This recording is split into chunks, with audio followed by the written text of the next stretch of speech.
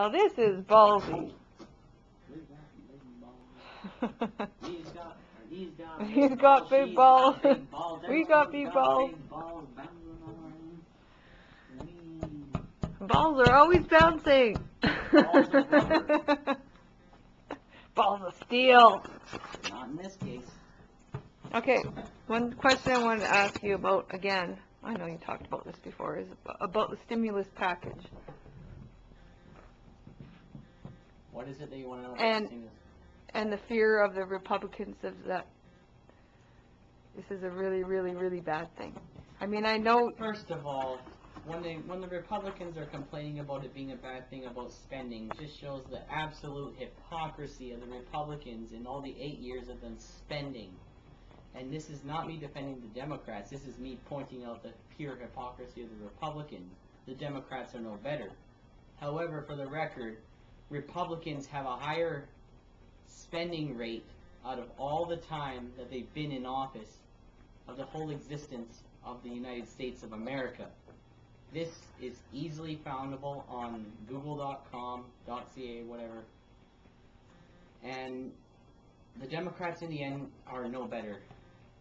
But the Republicans complaining about this, they have no foot to stand on. They are no better. Obama is trying one way, and there are earmarks, of course, and that's a whole different story. Everyone has their opinion on those. But some of those things are also pre-approved that even Obama had no power to change over. Okay. Even Ron Paul had his own earmarks in that bill. So, diggers, shut up. That's all you have to say about that. Not all the earmarks are bad, and Dig is very known for being very biased. But at the same time, they have their good points too. Yeah. You just have to kind of weigh in and out of the good and the bad, whatever. I respect Ron Paul. Listen to the different sides and then base your own opinion on that. Everything. Always question everything. Blind loyalty is the last thing you should ever do. I respect Ron Paul. He's a very smart and intelligent person. He has great views and he has very much common sense in what will happen with certain choices. But so too does a lot of other people that have more logical choices. Reducing the country to what it used to be so quickly within one administration, even within 8 years of the administration, would devastate so many things that other countries also have, the interests that they have. China would not allow such a thing because it would change everything. I mean, all other countries, especially like Israel, will probably not approve of that either, because that would take off a lot of their power too. It's not so easy to just say no, because if you say no, bam, they shoot you. About just the Buy America clause kind of thing. I'm not talking about Israel doing this. I'm talking about anyone, corporations, anyone. In general, In general. Okay. I mean, the Israeli citizens are great people. They don't want the government that's currently trying to represent them. The government are completely just a bunch of assholes, greedy assholes, just like the U.S. Even Canada now, in our country. Yep. It's no different. We can say we're no different. No. It's really no different. Humans are greedy. When they get power, they want to use it. Yeah. And just shows that we are not quite the perfect race that we like to think we are. So anyway, in the end, the stimulus package is good and bad, depending on how you look at it. And at the same time, no one really knows what's going to happen in the end. The short term, you can speculate, Yeah, you can speculate, but in the end, in the short term, it will probably help. In the long term, no. Who knows?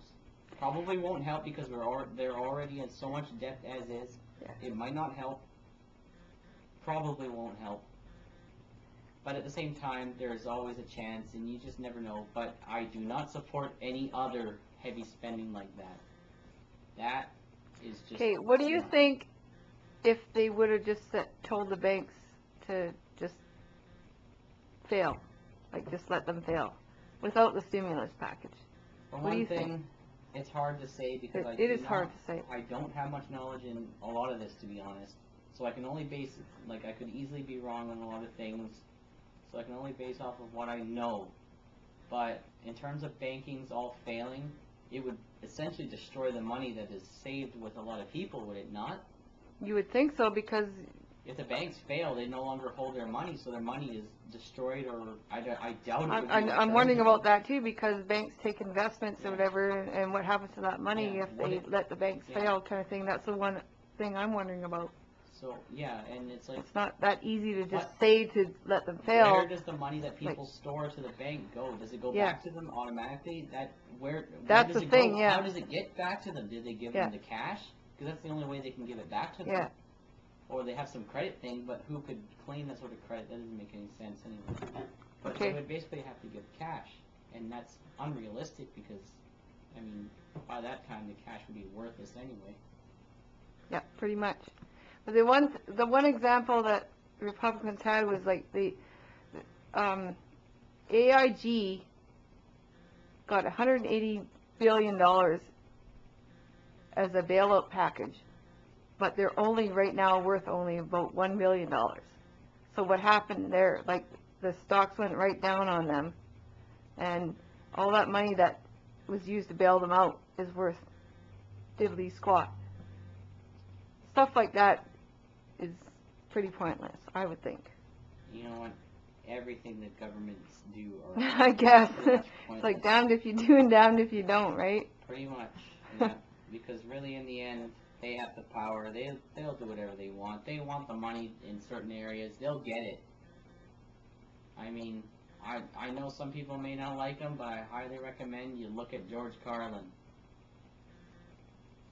Basically, quoting him, it's a big club, and you ain't in it. Over and out.